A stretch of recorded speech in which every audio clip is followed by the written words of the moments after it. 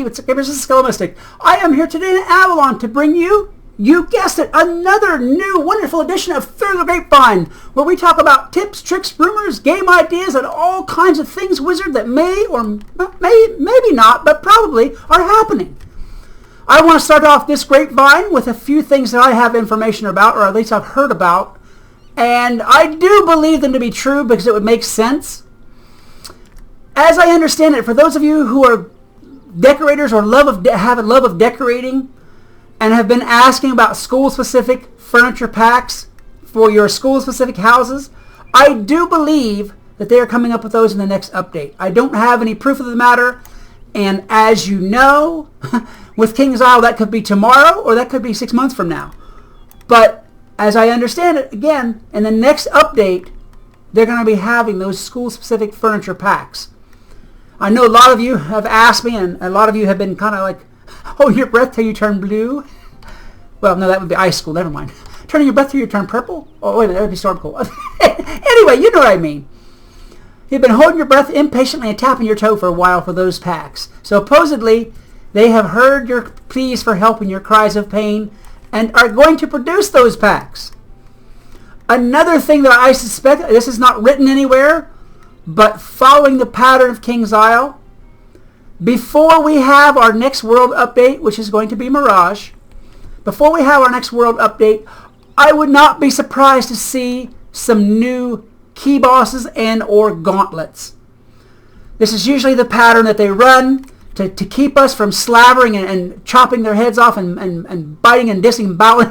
Wow, I got a little violent there, didn't I? To keep us from beating them down. Let's just cut it to the short part.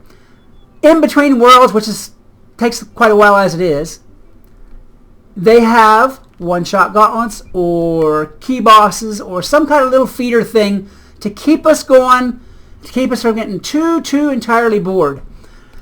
It's been a while. Simon the Sayer was the last new key boss, and he's been a 3 months down. So I would suspect that before too much longer, I would say within the next month or two, or a couple of months, but even maybe 3 months, there should be some more new key bosses coming out. I hope, personally, that they change the key system to take on the suggestion that we had in one of the other grapevines about using the gold keys for any key boss, because I know, just like you guys, I've got about a bajillion of them stacked up, and I really don't want to throw them away. I hate to sell them off, I hate to throw them away, but I don't really have any use for them, because I've worn those gold key bosses out. They look like they had a hard night at the club after I'm done with them. Anyway, let's get on to some of the traditional grapevine rumors, news, and gossip. Okay, let's just get there. Call it gossip. That's what it is. That's what it is. Okay, let's see. Let's start with Patty Hamilton's suggestion. A lot of you are under the impression, well, mainly because the seed vault says so, that you can only have one seed vault in your house at a time. That's not true. Guys, not only can you have one on the outside and one on the inside, which is, two, obviously, but you can store as many as you want in your attic, full of seeds. So you could store what is that? 100 to the nth power couch potato seeds? Oh, how many? I don't even know how many. Guys, help me out with the math. I don't even know how much math that is. It's 100 times 100. Yeah, that's it. Whatever. Is that 10,000? Help me out here. Come on, it's been a while since I've been in school. I don't know these math things anymore. Anyway, I'm just playing with you. Anyway, I think that's a great idea, guys, to let you guys know that. You can have more than one seed vault. Don't listen to the seed vault. It's lying to you. You can put as many seed vaults in there as you can fit. Well, 102. Anyway, on to the next idea. And this one's one on my own because, well, I'm a glitch gardener. I stack the living crap out of couch potatoes. I have them bad boy stacks so high. It sounds like you're at a rock concert whenever you go over there to tend them. There's like, me. Like everywhere. You can't hear yourself think. Or that or a daycare. It could be a daycare too. Anyway, I was thinking about this the other day because I had one plant that somehow or other wasn't getting tended. Now, I used the large circle spell like I'm supposed to and has worked every other time to tend to all my plants. And it activated and it looked like normal, except there was one plant somewhere that wasn't tended. And in that huge football dog pile mess of couch potato seeds, I could not find it.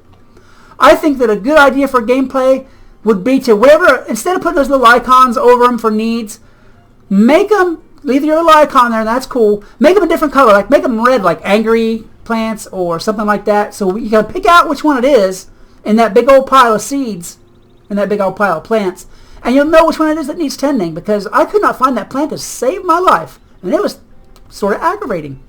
And I'm sure that if I've had that problem, you guys have had that problem. It seems like a simple fix. KI, get on the job. Come on, do it. Go, go, go. Anyway, let me move on to the next idea. Oh, this one I think is a really good idea. I am sorry whoever it was that said this to me. Well, maybe somebody said this to me. I'm not sure. Honestly. Maybe they did, maybe they didn't. If they did, sorry, I will make sure to give you credit in the next video. Don't beat me, master. Don't beat me. Anyway. The idea was to have an elixir to increase your friends list. Now, I personally would love that idea. I am not a subscriber player. I am a Crowns player. Oh, let me pick up this. There we go. Pick that up. Anyway, I'm a Crowns player, and Crowns players have less slots on their friends list anyway. So, you know that they can give it to us because, well, subscribers have more on their friends list. So there's obviously space to put more. How about for Crowns players, you could have an elixir to buy more friend slots on your list. I know a bunch of you have wanted me to add a bunch of times, and I just can't do it because, well, I got this teeny-weeny little list that like lets me have 3 people on it, and that's about it. Well, it's not 3. That's a little exaggeration, but you know what I mean. So I think that a friends list elixir is a fine idea, and we should have one right away. Okay, let's see.